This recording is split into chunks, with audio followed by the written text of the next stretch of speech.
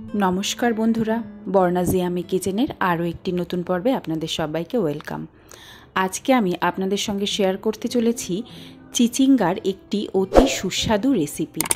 চিচিঙ্গার এই রেসিপিটি দিয়ে গরম গরম ভাতও যেমন পরিবেশন করা যেতে পারে, তেমন রুটি, লুচি, পরোটা সব কিছুই খাওয়া যেতে পারে।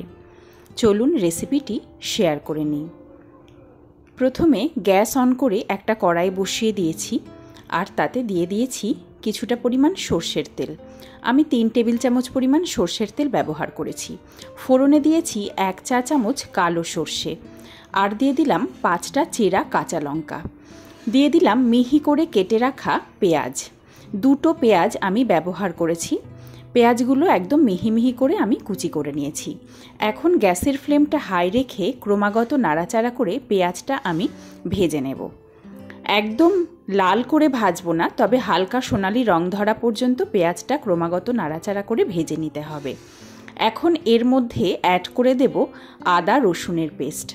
আমি এখানে 1.5 চা চামচ পরিমাণ আদা রসুনের পেস্ট ব্যবহার করেছি।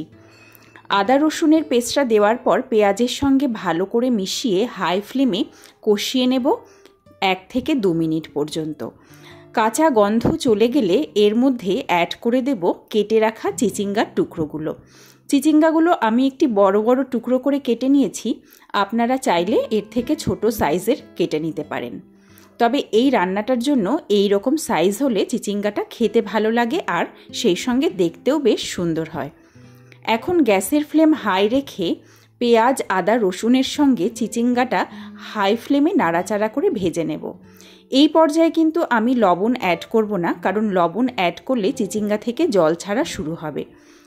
এখন এর মধ্যে অ্যাড করে দেব কেটে রাখা একটা মিডিয়াম সাইজের টমেটো কুচি, কিছুটা পরিমাণ ধনের গুঁড়ো আমি এখানে 1 টেবিল চামচ ব্যবহার করেছি, জিরের গুঁড়ো 1/2 টেবিল চামচ, কাশ্মীরি লঙ্কার গুঁড়ো রঙের জন্য, হলুদ গুঁড়ো রঙের জন্য, আর ঝাল লঙ্কার গুঁড়োটা ব্যবহার করেছি 1 চা চামচ।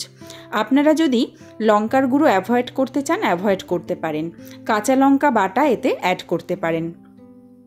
এখন সমস্ত গুঁড়ো মশলাগুলো দেবার পর গ্যাসের ফ্লেম লো টু মিডিয়াম রেখে মশলাটা খানিকক্ষণ চিচিঙ্গার সঙ্গে কষিয়ে নেব। খুব ভালো করে 2 থেকে 3 মিনিট মতন কষিয়ে নেব। তারপর এতে অ্যাড করে দেব স্বাদ অনুযায়ী লবণ, আর দিয়ে দিলাম স্বাদের ব্যালেন্সের জন্য সামান্য একটু চিনি।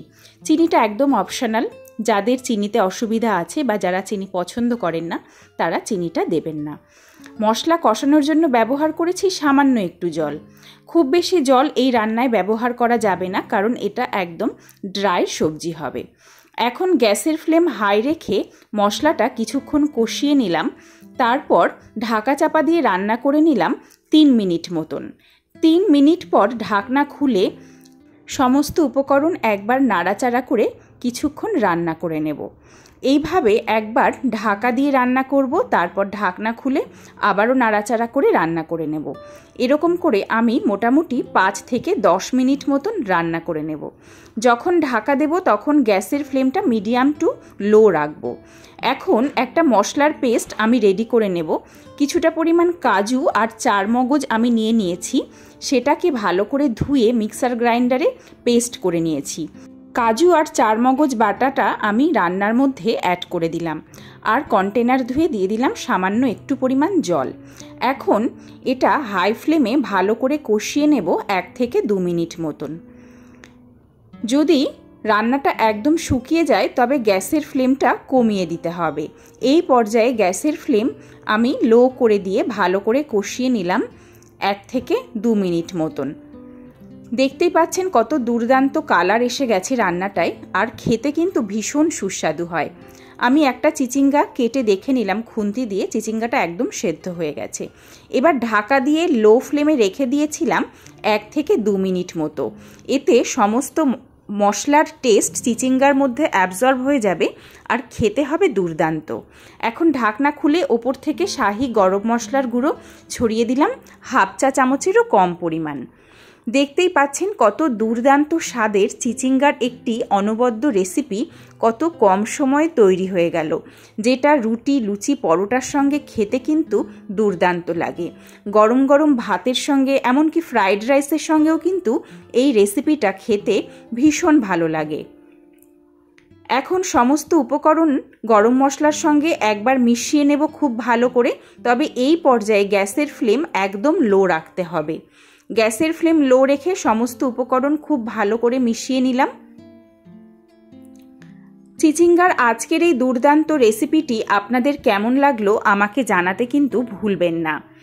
আমি বর্ণা, আপনারা দেখছিলেন বর্ণাস ইয়াম্মি কিচেন। আমার এই নিত্য নতুন রেসিপির আইডিয়াগুলো যদি আপনাদের ভালো লাগে, আমার চ্যানেলটা সাবস্ক্রাইব করার অনুরোধ রইল।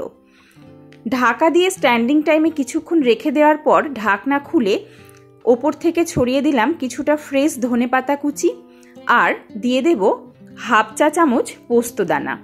পোস্তদানাটা অ্যাড করলে কিন্তু রান্নাটার স্বাদ আরও বেড়ে যায়, তাই চেষ্টা করবেন ওপর থেকে পোস্তদানাটা একটু ছড়িয়ে দেওয়ার। ধনেপাতা আর পোস্ত দেওয়ার পর দেখুন এর চেহারাই কিন্তু পাল্টে গেছে।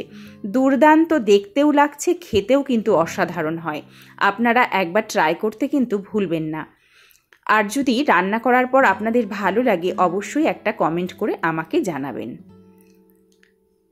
আজ এখানেই শেষ করছি, আবার দেখা হবে অন্য কোনো দিন অন্য কোনো নতুন রেসিপি নিয়ে। সবাই ভালো থাকবেন, সবাই সুস্থ থাকবেন, বর্ণাস ইয়াম্মি কিচেনের সঙ্গে থাকবেন। ধন্যবাদ।